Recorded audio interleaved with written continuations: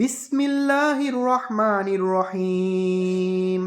ইয়াউমা তুকাল্লাবু উজুহুহুম ফিন্নার ইয়াকুলুনা ইয়া লাইতানা আতা'না আল্লাহ ওয়া আতা'না আর-রাসূলা ওয়া ক্বালু রাব্বানা ইন্না আতা'না সাদাতানা ওয়া কুবরা'ানা ফা'আদাল্লুনা আস-সাবিলা রব্বানা আতিহিম দিফাইনি মিনাল আযাব ওয়ালআনহুম লা'নান কাবীরা। আলহামদুলিল্লাহ, আমি তেলাওয়াত করলাম সূরা আল আহজাবের 66 থেকে 68 নম্বর আয়াত। আল্লাহ এই আয়াতগুলোতে খুবই স্পেসিফিক কিছু মানুষ সম্পর্কে বলেছেন এবং এই আয়াতগুলা বর্তমান প্রেক্ষাপটের সাথে খুবই সম্পর্কিত, বাংলাদেশের প্রেক্ষাপটের সাথে খুবই সম্পর্কিত। তো আল্লাহ এখানে বলেছেন যে তাদেরকে যখন জাহান্নামে উপর করে দেওয়া হবে, এই সব মানুষদেরকে যখন জাহান্নামের উপর করে দেওয়া হবে, তখন তারা আফসোস করে বলবে, হায়, আমরা যদি আল্লাহকে অনুসরণ করতাম, আমরা যদি আল্লাহ রসুলকে অনুসরণ করতাম, আল্লাহ রসুলের দেখানো পথে চলতাম। তারা আরও বলবে, হে আল্লাহ, আমাদের এই দুনিয়ার জীবনে আমরা দুনিয়ার বিশিষ্ট বর্গদেরকে, নেতাদেরকে অনুসরণ করেছিলাম এবং তারা আমাদেরকে পথভ্রষ্ট করেছিল, তারা আমাদেরকে ভুল পথে নিয়ে গিয়েছিল, তারা আমাদেরকে অন্যায়ের পথে নিয়ে গিয়েছিল, তারা আমাদেরকে বেঈমানির পথে নিয়ে গিয়েছিল, তারা আমাদেরকে অত্যাচারের পথে নিয়ে গিয়েছিল, তারা আমাদেরকে চুরি রাহাজানি মারামারি এইগুলোর পথে নিয়ে গিয়েছিল।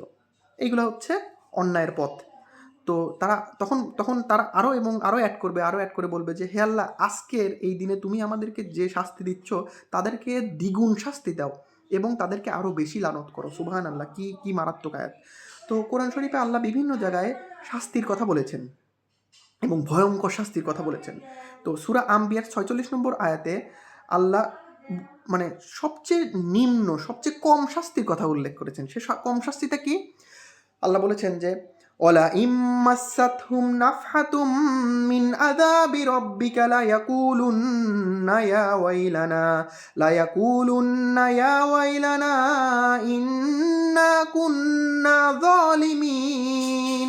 এখানে আল্লাহ বলেছেন যে, একটা ওয়ার্ড ইউজ করেছেন এখানে, এই রাফ ট্রান্সলেশনটা এরকম যে, তাদেরকে যদি আল্লাহর আযাবের একটু স্পর্শ করতো, তারা বলতো যে, ইস, আমি মনে হয় সবচেয়ে কঠিন আযাব পেয়েছি, সবচেয়ে মারাত্মক আযাব পেয়েছি।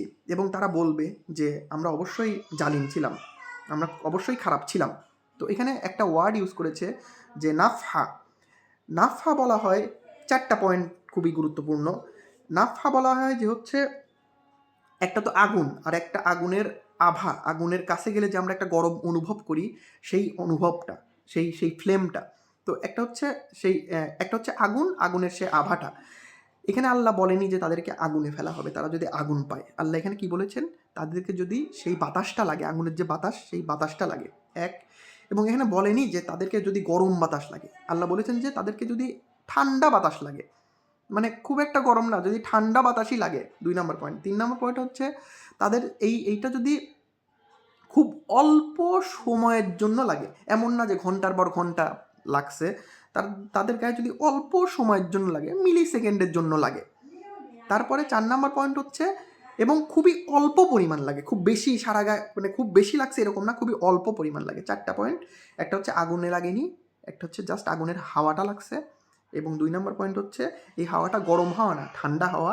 3 নম্বর পয়েন্ট হচ্ছে এইটা খুব বেশিক্ষণ ধরে লাগছে এরকম না, খুবই অল্প সময়ের জন্য লাগছে। এবং 4 নম্বর পয়েন্ট হচ্ছে খুব অল্প পরিমাণে লাগছে। সেই জন্যই সে বলবে যে, আল্লাহ, হায়, আমি মনে হয় সবচেয়ে নিকৃষ্ট শাস্তি পেয়েছি। সুবহানাল্লাহ। তাহলে আল্লাহর শাস্তি কত ভয়ানক, আল্লাহর শাস্তি কত ভয়ানক।